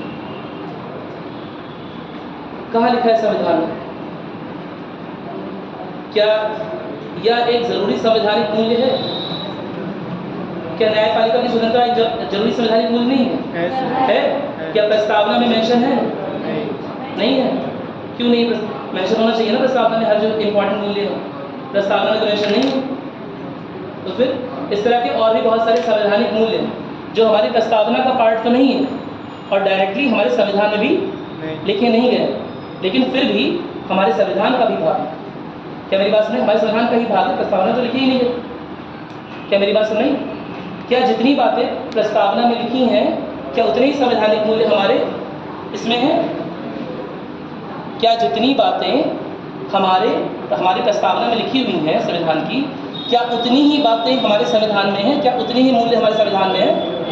ऑफ कोर्स नहीं है, और भी बहुत सारे मूल्य हैं। क्या मेरी बात सुने? जो प्रत्यक्ष रूप से हैं या परोक्ष रूप से हैं, लेकिन हैं, जो या तो डायरेक्टली लिखे हुए हैं या इनडायरेक्ट वे में हैं, लेकिन हैं। क्या मेरी बात समझ पा रहे हैं आप? क्या मेरी बात समझ? आप एक चीज़, अच्छा 1919 के एक्ट में भी हम संघात्मक ढांचे की बात करेंगे, ठीक है। इंग्लिश में इसे लेकर बड़ा, इंग्लिश जो बुक्स है उसे लेकर बड़ा तांडव करती हैं। मेरी बात सुने? हिंदी में एक है कि चाहे फेडरेशन वर्ड लिखा हो चाहे यूनियन वर्ड लिखा हो, दोनों का ट्रांसलेशन क्या निकल के आता है? संघ। क्या मेरी बात सुने? लेकिन इंग्लिश में एक बड़ा बहुत बड़ा कंफ्यूजन क्रिएट होता है कि India is A federation of its state. Bharat जो है वो फेडरेशन है या यूनियन? यूनियन। लिखा है। हाँ, क्या अंतर होता है यूनियन और फेडरेशन? यूनियन से कभी भी देश अलग नहीं हो सकते। यूनियन में यूनियन एक देश है, उसमें छोटे राज्य तो कभी भी अलग नहीं हो सकते। राज्य अलग नहीं हो सकते, ये उन्होंने एक फीचर बताया, बहुत अच्छा। और भी यूनियन का कोई फीचर होता है? और छोटे राज्य जो हैं वो मतलब वो नहीं कर सकते हैं। क्या संघ के पास भी कोई ऐसी शक्तियाँ होती हैं कि फेडरेशन के पास भी ऐसी कोई शक्तियाँ होती हैं? फेडरेशन के पास कोई ऐसी शक्तियाँ नहीं होती। देखिए, असल में संविधान जो लिखा गया ना, मेनली शक्तियों के बंटवारे को लेकर बड़ा सचेत थे। क्या मेरी बात सुने? क्योंकि उन्हें इस बात का हमेशा से, इस बात की हमेशा से अवेयरनेस थी कि आज नहीं तो कल जो शक्तिशाली पद हैं, जो सर्वाधिक शक्तिशाली पद हम बना रहे हैं, आज नहीं तो कल कोशिश करके जो उनसे कम शक्तिशाली पद हैं उनकी शक्तियों पर अतिक्रमण स्थापित कर सकते हैं। क्या मेरी बात सुने? अगर सेंटर को बहुत पावर दी जाए तो क्या वो स्टेट की पावर्स को अपने आप में अवशोषित नहीं कर लेगा? कर लेगा ना। क्या मेरी बात सुने? इसीलिए हमारा जो संघ बना है, इसीलिए ये बात बहुत इंपॉर्टेंट थी और शायद पहले दिन डिस्कस भी की थी, और ये बात एक बार पार्लियामेंट में भी उठी और बहुत चाव लेकर लोगों ने डिस्कस की कि इंडिया इज अ, मैं आपको 4 ऑप्शन दे रहा हूँ, आप मुझे बताइए कि India is a country, option A India is a nation, option B, option C India is a nation state, और ऑप्शन डी है कि India is a union of states. Option D. Option D. मेरी बात सुनाई? देखिए कितने close option देंगे अगर आप ध्यान नहीं देंगे। सब तो सही लग रहा है, ऐसे कुछ गलत लग रहा है? अच्छा, मैं एक ऑप्शन ई भी दे रहा हूँ आपको, ऑल ऑफ द अबव। मैं एक ऑप्शन ई भी डाल दिया मैंने। लेट अस सपोज कि यूपीएससी की परीक्षा में 5 ऑप्शन की परीक्षा हो रही है, एमपीपीसी में 5 ऑप्शन है, शायद बीपीएससी में 5 ऑप्शन होते हैं। मेरी बात सुने? बताइए, एक ऑप्शन दिया all of the above. D सही है? ई भी लगा सकते हैं, ई लगा देंगे गलत हो जाएगा सर। समझ में ना?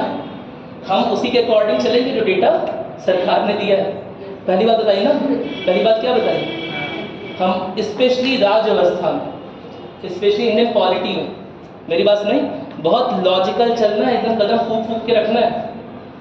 मेरी बात सुनाई? इस बात पे बहुत डिस्कशन हुआ कि भारत को एक राष्ट्र कहना सही है, राज्यों का संघ कहना सही है। अभी 2 साल पहले का डिस्कशन है, संसद बहुत बवाल हुआ। मेरी बात सुनाई?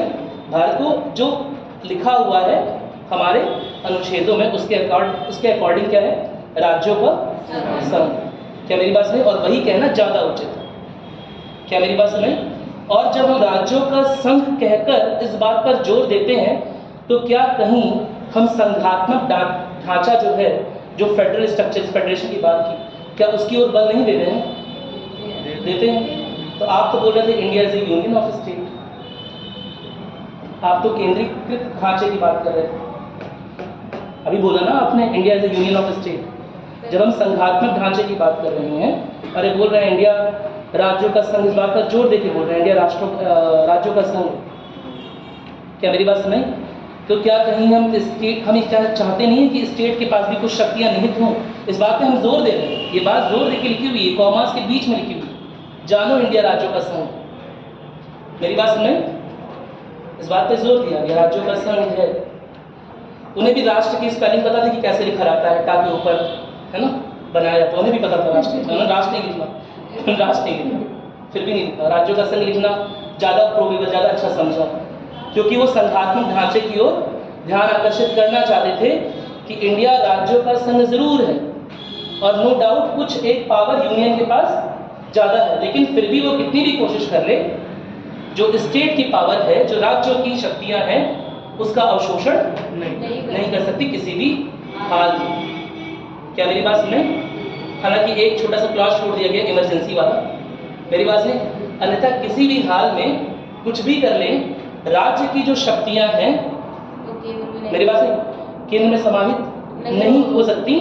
एक और कंडीशन पे हो सकती है, जब राज्यों का मन ऐसा करे, जब आधे से अधिक राज्य इस प्रस्ताव पर साइन कर दें कि राज्य की सूची में यह विषय है और इस पर केंद्र निर्णय ले सकता है, या इस पर अब से केंद्र वो बनाए, कानून बनाए, राज्यों को इस तरह के अधिकार की आवश्यकता नहीं होती, तब ऐसा हो सकता है। क्या मेरी बात सुनाई?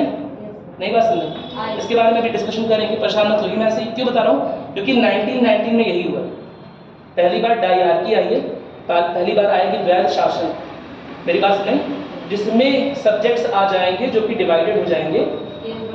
हाँ, पहला तो डिवाइड होगा केंद्र और राज्य में, केंद्र और प्रांत में, जैसे आगे कहना सही होगा, ठीक है। और उसके बाद प्रांत के अंदर भी 2 डिवीजन हो जाएगा, ठीक है। प्रांत के अंदर भी 2 तरह के सब्जेक्ट्स हो जाएंगे, 2 तरह के विषय हो जाएंगे। एक हो जाएगा हस्तांतरित और एक हो जाएगा आरक्षित। आरक्षित विषय वो विषय होंगे जिनके पास, जब मैं गवर्नर जनरल बोलूंगा और गवर्नर जनरल लिखा हुआ है तो कंफ्यूज मत होना, जब मैं गवर्नर जनरल बोल रहा हूँ तो असल में किसकी बात कर रहा हूँ? Viceroy and governor general. क्या मेरी बात सुनाई? ठीक है।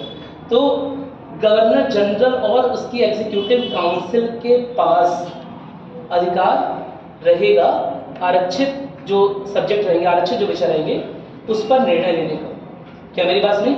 और हस्तांतरित जो सब्जेक्ट्स रहेंगे, जो हस्तांतरित विषय रहेंगे, उस पर केवल विधान परिषद कुछ नियम, कायदे, कानून, प्रावधान बना सके।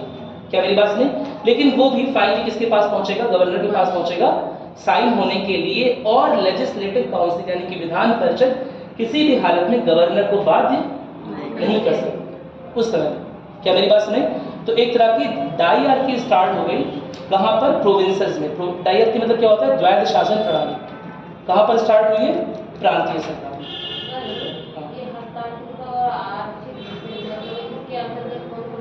अब ये इतना डीप में नहीं जाना है, लेकिन हाँ, जो मुख्य विषय थे मैं आपको बता दे रहा हूँ। वैसे जो मुख्य विषय थे वो आरक्षित ही रखेगा। खुद दिमाग लगाओ, वो लोग क्यों देंगे पावर? इतनी भी आराम से पावर दे देंगे हैं? घर पे बिस्कुट आता है, मम्मी एक साथ सारा पैकेट लेती हैं, कहती है एक एक करके खाओ, 2-2 करके खाओ, एक साथ ही लेती हैं। पूरे बड़े होकर बात अलग है, छोटे बच्चों को स्पेशली नहीं मिलता। क्या मिलता है? एक एक करके, एक एक रसगुल्ला खत्म करो। तुम्हारे लिए तो आया ऐसे करके, बहुत देर तक बिस्कुट बनाया था। क्या मेरी बात नहीं? अरे तुम ही खाओगे, खराब नहीं हो रहा है। मेरी बात नहीं? इस तरह करके बहुत देर तक एक एक करके दिया था। तो बस वही काम कर रहा है ब्रिटिश पार्लियामेंट। सारे रसगुल्ले एक साथ नहीं दे रहा, एक एक रसगुल्ला दे रहा है हर एक आदमी। क्या मेरी बात नहीं? पहले कुछ दिखा दी, पहले कुछ शक्तियाँ बढ़ाई, है ना। पहले ये बोला कि बजट वाले में एक क्वेश्चन कर सकते हो, वो भी लिखित क्वेश्चन 1 हफ्ते पहले जमा करना पड़ेगा काउंसिल के पास, तब वो क्वेश्चन कर सकते हो। फिर एक शक्ति और बढ़ा दी थोड़ी सी, थोड़ा सा और खुश हो जाओ, क्योंकि भाई भारतीय डिमांड कर रहे हैं ना। अगर एकदम से कुछ नहीं करेंगे तो क्या होगा? तो उनका जो डिमांड है वो क्रांति में तब्दील हो जाएगा। तो उनकी क्रांति को दबाने का एक तरीका भी, आपने शायद एक चीज़ अगर पढ़ना सच में स्टार्ट किया होगा तो एक चीज़ पढ़ा होगा, इंडियन नेशनल कांग्रेस को कई बार क्या बोलते हैं? प्रेशर कुकर कॉन्सेप्ट देखिए, प्रेशर को रिलीज करती है ना। जो डिमांड हो रही थी अक्सर, ठीक है, डिमांड क्योंकि भारतीय जनता की बहुत सारी थी, ठीक है, और उनमें से एक एक डिमांड करके पूरी हो रही है हर एक काउंसिल एक्ट में, फिर भारत सरकार के अधिनियमों में जो आएगा। क्या मेरी बात सुनी? तो जैसे वो डिमांड पूरी हुई, कुछ डिमांड पूरी हुई, वैसे इन्होंने अपना आंदोलन थोड़े दिन के लिए स्थगित कर दिया, प्रेशर रिलीज कर दिया। क्या मेरी बात सुनी? एक प्रेशर कुकर की कॉन्स्पिरेसी है कि एलन ऑक्टेवियन ह्यूम ने, जो कि असल में एक ब्रिटिश सिविल सेवा के अधिकारी थे, उनकी गाइडेंस में इंडियन नेशनल कांग्रेस का गठन ही इसीलिए हुआ था ताकि प्रेशर एक साथ ज़्यादा ना बन जाए, बहुत ज़्यादा अत्यधिक दबाव ना हो जाए, दबाव को धीरे धीरे संचालित, नियंत्रित किया जा सके। क्या मेरी बात है? ये कॉन्स्पिरेसी थ्योरी है। इस पर एक क्वेश्चन आया था यूपीएससी मेंस में 2014-15 में। क्या मेरी बात सुनाई? उसमें लिखा हुआ था कि एक कॉन्स्पिरेसी थ्योरी। मेरी बात सुनाई? कॉन्स्पिरेसी थ्योरी यानी कि एकदम शोर होकर नहीं कर सकते कि ऐसा ही, ठीक है। इल्ज़ाम, ये क्वेश्चन है कि इल्ज़ाम लगता है ऐसा, इल्ज़ाम लगता है ऐसा। ठीक, हम किसकी बात कर रहे थे? 1919 के एक्ट की बात कर रहे थे। कुछ लिखना स्टार्ट करेंगे जल्दी से, ठीक है, लिखिए। कुछ बात हमने कर ली है ना, मॉन्टफोर्ट रिफॉर्म है। देखिए, इस प्रावधान के तहत पहली बार, इस प्रावधान के तहत पहली बार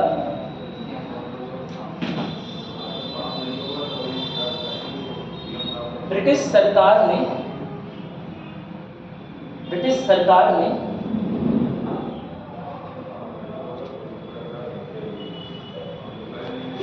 यह घोषणा की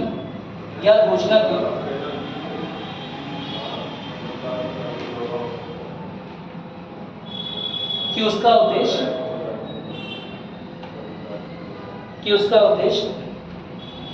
भारत में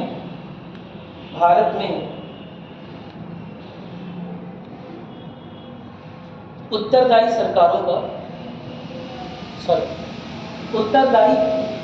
ब्रैकेट में जिम्मेदार सरकार का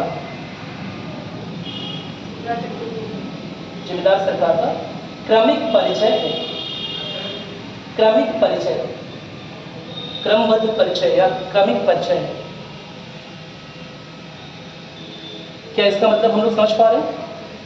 क्रमिक परिचय यानी हर एक एक्ट में पहली बार एक घोषणा हो रही है कि हम जितने भी एक्ट्स लाएंगे हमारा फाइनल मोटिव क्या है, ऐसा बोल रही है उस समय गवर्नमेंट।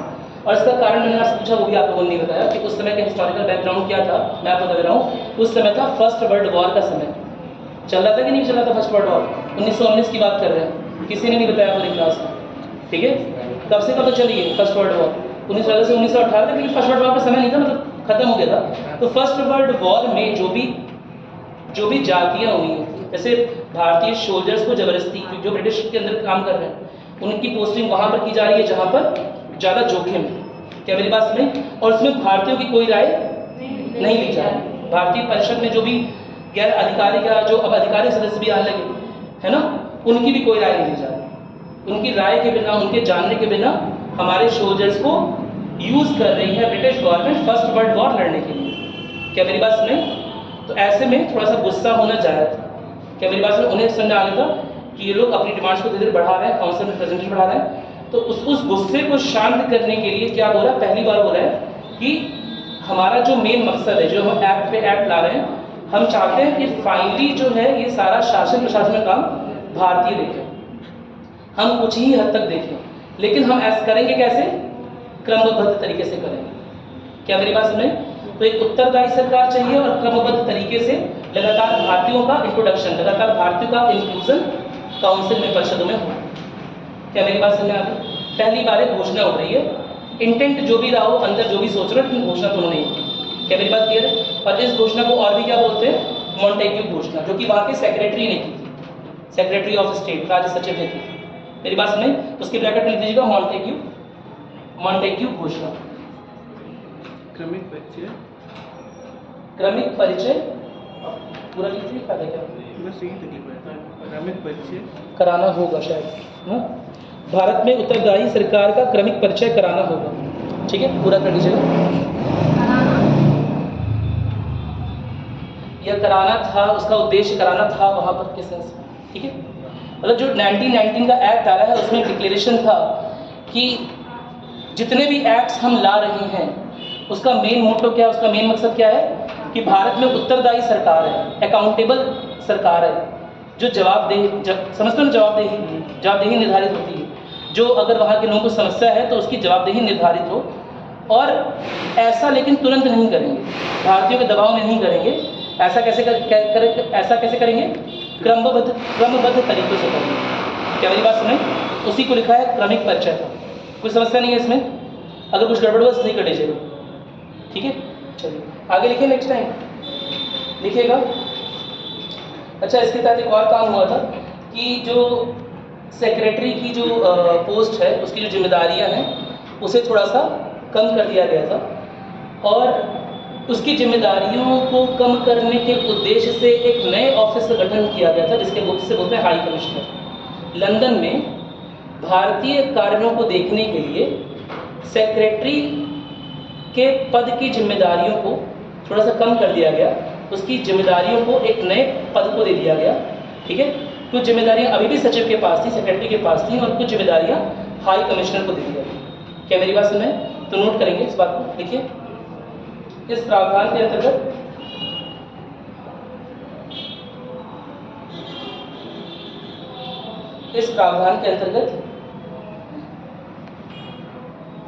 भारतीय हाई कमिश्नर का कार्यालय, भारतीय हाई कमिश्नर के कार्यालय का गठन लंदन में किया गया। बनाया कहाँ गया है? लंदन में। लेकिन काम नाम किसका ले रहे हैं? इंडिया। मेरी बात सुने, भारतीय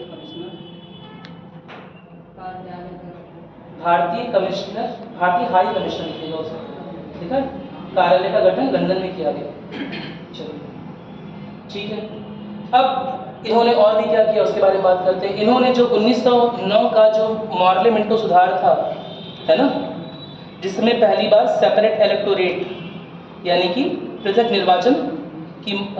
निर्वाचन वाला प्रक्रिया स्टार्ट हुआ है, उसी बात को और बढ़ा दिया। अब पृथक निर्वाचन केवल धर्म में मुस्लिम को नहीं मिलेगा, साथ ही साथ क्रिश्चियंस को, साथ ही साथ आंग्ल भारतीयों को और यूरोपीय को भी दिया जाने लगेगा, सिखों को भी दिया जाएगा।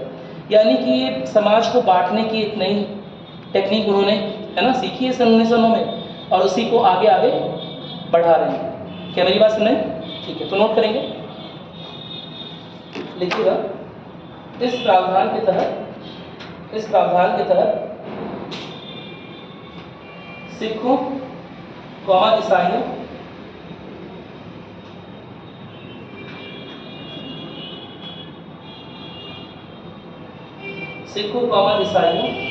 कौमा आंग्ल भारतीयों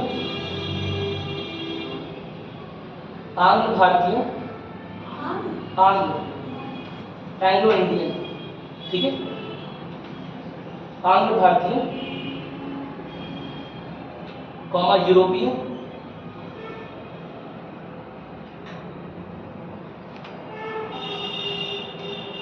के लिए भी पृथक निर्वाचन क्षेत्र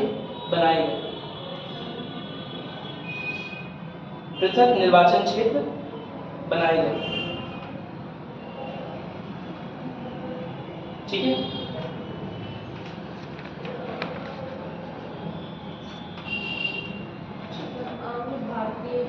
एंग्लो इंडियन जो इंडियन तो हैं, लेकिन उनके जो, देखो जब यूरोपीय यहाँ पर आए तो क्या हुआ, कुछ यूरोपीय आके शादी करेंगे। अब वो जो नया जनरेशन आया है ना, वो क्रिएटेड तो इंडियन है क्योंकि यहीं पर पला बढ़ा, लेकिन उसके डिसेंडेंट्स कहाँ के थे? यूरोपीय। तो ऐसे लोगों को बोला गया एंग्लो इंडियन। मेरी बात सुने, जो बेसिकली जिनका पूरा कल्चर ब्रिटिश कल्चर है लेकिन रह रहे हैं इंडिया, जिन्होंने जनरेशन यहाँ पर पास किया। क्या मेरी बात की? चलिए, और कुछ? वो पुर्तगाली थे, वो ब्रिटिश इंडिया का हिस्सा नहीं थे। ये उनके बारे में बात नहीं हो रही है। ये गोवा के बारे में, पौंडीचेरी के बारे में, यनम के बारे में, माहे के बारे में, करिकल के बारे में बात नहीं हो रही है। जितनी बातें हम कर रहे हैं वो ध्यानपूर्वक, जितनी बातें हम कर रहे हैं, चलो इस पर एक और क्वेश्चन आ गया, ब्रिटिश इंडिया के बारे में कर रहे हैं। क्या इंडिया के बारे में हम बात कर रहे हैं? नहीं। जब मैं भारत कहता हूँ तो आप लोग क्या समझते हो? ब्रिटिश इंडिया या प्रिंसली स्टेट भी साथ ही साथ। ये कानून किसके लिए बन रहे हैं? British India. ये सारे कानून ब्रिटिश इंडिया के लिए बन रहे हैं। मेरी बात सुने, सारे क्षेत्र जो हैं वो प्रत्यक्ष रूप से ब्रिटिश नियंत्रण में नहीं थे, कुछ अप्रत्यक्ष रूप से भी थे। मेरी बात सुने, जहाँ के राजाओं ने, जहाँ के नवाबों ने, जहाँ के प्रिंसेस ने अपनी संप्रभुता का सौदा कर लिया, जहाँ के राजाओं ने सब कुछ वही किया जो ब्रिटिशर्स चाहते थे, लेकिन गद्दी संभाले रखी, अभी भी एडमिनिस्ट्रेशन में योगदान दे रहे हैं। क्या मेरी बात सुने? तो जो आज का इंडिया है उसका आवाज़ आ रही है, जो आज का इंडिया है उसका 60% 70% पार्ट ही ब्रिटिश इंडिया था। समझ रहे हैं ना? 30%, लगभग 35%, अलग अलग समय में भी हुआ है, 30%, 35%, 40%, अधिकतर भाग जो है वो प्रिंसली स्टेट्स में। क्या मेरी बात सुने? जिसके बारे में अभी आगे बात भी करेंगे प्रिंसली स्टेट्स के बारे में, उसके बाद परेशान मत होइए, ठीक है। और कुछ? सर जो हाई कमिश्नर थे, अच्छा, ये सचिव के ऊपर थे या सचिव से नहीं, उनके बराबर में थे, सचिव के बराबर, ठीक है। एक क्वेश्चन सचिव के बारे में, एक लाइन सचिव के बारे में और लिखेंगे कि अब देखिए अब दबाव बढ़ रहा है ना, बजट पे डिस्कशन हो रहा है, दबाव पड़ रहा है लगातार, तो अब ये देखा गया कि भैया जितना इंडिया का बजट है उसका आधा तो पेमेंट हो रहा है सेक्रेटरी को। मेरी बात सुन रही? यह चीज़ नोटिस की गई कि जितने में आप प्रांतीय बजट बना रहे हैं उसका आधा तो पेमेंट सेक्रेटरी को अकेले कर रहे हैं, और अगर उसके एग्जीक्यूटिव काउंसिल को भी मिला लेंगे तो पता नहीं कितना पेमेंट जा रहा है, और ये पेमेंट जा किससे रहा है? भारतीय खजाने से। तो अब इसे चेंज करने की डिमांड उठाएंगे वहाँ पर लोग। और क्या होगा? पहली बार कि सेक्रेटरी जो था, जो पोस्ट पद है सेक्रेटरी का, अब भारतीय राजस्व से नहीं पे किया जाएगा, अब उसका जो खर्चा है वो ब्रिटेन के राजस्व से होगा। क्या मेरी बात नहीं? तो इस बात को नोट करिए, लिखिए। इस प्रावधान के अंतर्गत, इस प्रावधान के अंतर्गत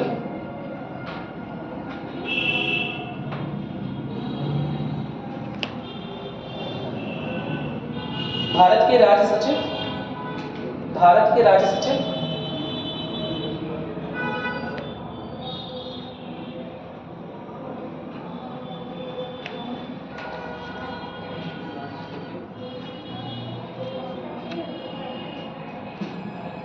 इस प्रावधान के अंतर्गत भारत के राज्य सचिव को पहली बार ब्रिटिश राजस्व से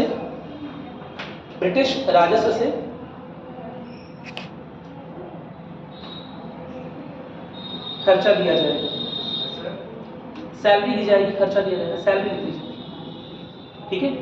अब सेक्रेटरी का जो भी खर्चा होगा वो कौन करेगा? ब्रिटिश गवर्नमेंट, ब्रिटिश राजस्व से। अभी तक कौन कर रहा था? भारतीय। और हुआ क्यों ये? क्योंकि ये देखा गया कि प्रांतीय क्षेत्रों में जो बजट बन रहा है उसका 50%, उसका आधा सेक्रेटरी को जा रहा है। मेरी बात सुन रहे हैं? मतलब लगभग उसका आधा रुपया सेक्रेटरी की सैलरी। अब जो भी कंफ्यूजन करवा